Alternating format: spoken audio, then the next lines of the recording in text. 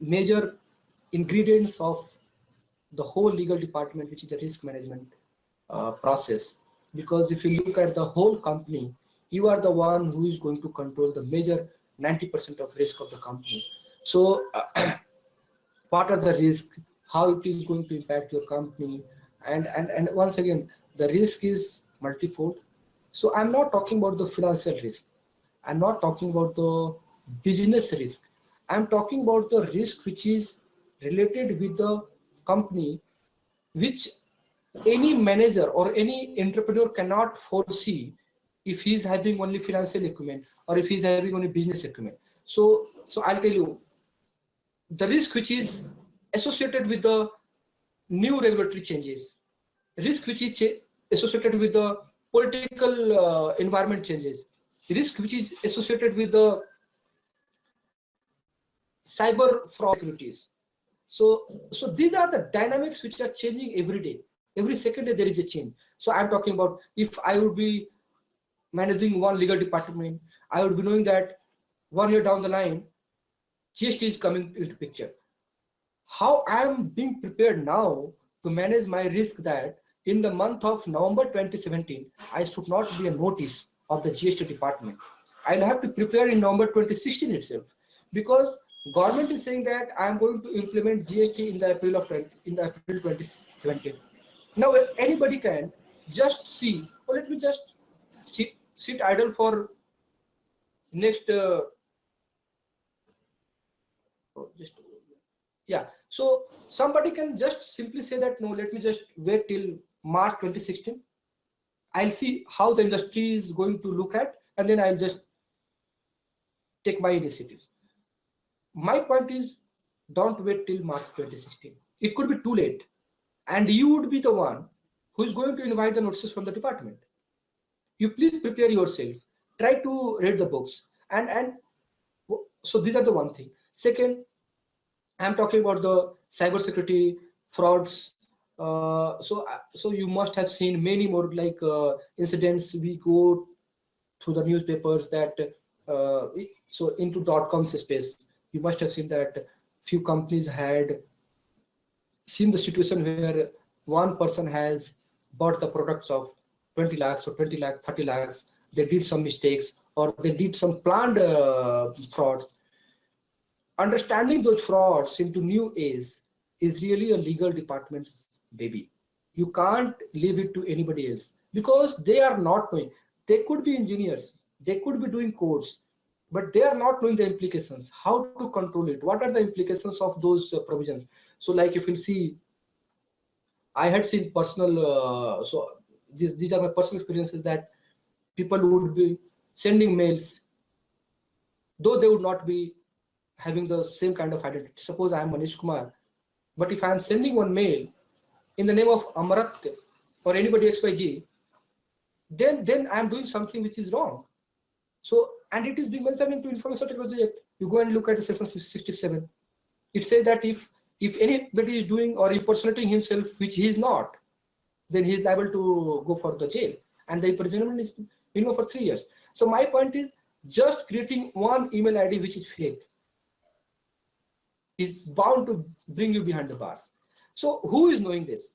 So for a lawyer, it is pretty important that he should be knowing it. For an engineer who is coming from IIT, he would not be knowing, because he would be creating thousands of the email ID on daily basis. So my point is, you should understand this crime, how it is going to impact you, how it is going to educate people around you, and then risk associated with those things, market volatility. So I told you about that. There are certain things which are coming to picture because your domain is being taken by somebody else in a confusing name. So suppose I can't take the names of the companies, but still I'll try to give you the example. Suppose I am ABC company. I have a site abc.com. Now somebody has made abc.in, and then people are getting confused. So you should be, so .com and .in both are like same. Anybody can simply say that no, these are same only, but you should be understanding this. So how to create the domains which is not going to give any age to anybody else who is not associated with the business. Your own consumers should not be getting impacted by these small risks. So these are the things which you need to understand when you would be coming into the practical example, practical environment. You would be understanding that no, I have not only look into the compliances, I have to look and analyze the risks also. So if I'm doing, so I'm just giving the example of Zoomcar.com. Here people do come and give their DL. There could be, so before I joined the company, I had the first question that how you are controlling your DL. DL can be made fake. So then how I'm trying to look at. So then I need to prepare a plan. I need to prepare a roadmap. How I'm going to conquer those risks. It could be like that. I have to go and take some internal initiatives action, which is within the company. There could be possibility that I'll have to talk to the government. So like I'm talking to the government itself that, see boss, your 30% of deal, and it is being a statement given by the our honorable transport minister that 30% of deal in India is fake. So if the truth is so prevalent, so then you'll have to talk to the government to take the precautions. So that is called advocacy.